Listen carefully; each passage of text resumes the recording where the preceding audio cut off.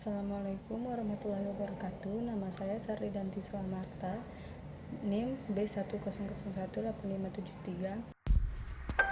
Pengertian perkawinan adat adalah ikatan hidup bersama antara seorang pria dan wanita yang bersifat komunal dengan tujuan untuk mendapatkan generasi penerus.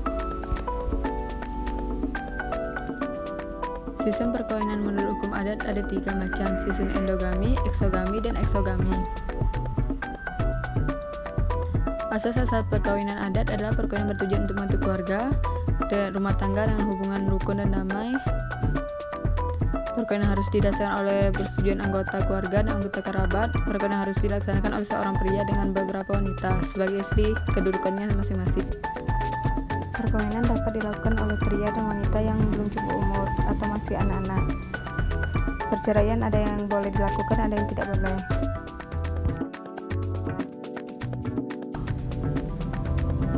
Pengertian hukum waris menurut Profesor Dr. Uljono Prodjodikoro 1176, hukum yang mengatur tentang kedudukan harta seseorang. Unsur-unsur tersebut sebagai satu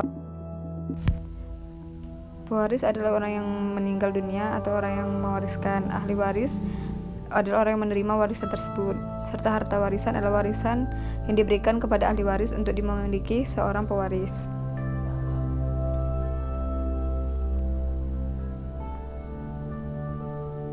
Adanya hukum waris Indonesia adalah hukum waris adat dan hukum waris Islam.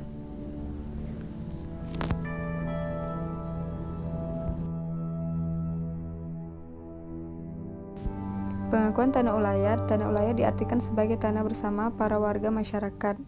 Hukum adat yang bersangkutan. Pasal 18B ayat 2 Undang-Undang Dasar 1945 menyatakan negara mengakui dan menghormati kesatuan masyarakat, hukum adat beserta hak-hak tradisionalnya. Masih bersumber dari yang sama, hak ulayat merupakan serangkaian wewenang dan kewajiban suatu masyarakat hukum adat yang berhubungan dengan tanah yang terletak dalam lingkungan wilayah. Dominikus Rato dalam bukunya Hukum Benda dan Harta Kekayaan Adat halaman 122 menjelaskan bahwa diketahui istilah hak ulayat dalam UU-PA itu tidak dikenal dalam hukum adat masyarakat. Hukum adat di luar Minangkabau, seperti Kalimantan Tengah pada masyarakat adat Dayak. Jika seseorang menggunakan istilah hak ulayat, itu karena mendengar para ahli hukum atau para penegak hukum menggunakan istilah itu. Jadi hak penguasaan atas tanah oleh masyarakat hukum adat dikenal dengan hak ulayat. Hak ulayat merupakan serangkaian wewenang dan kewajiban suatu masyarakat hukum adat. Beberapa jenis tanah ulayat adalah tanah ulayat nagari, tanah ulayat suku, tanah ulayat kaum, tanah ulayat rajo.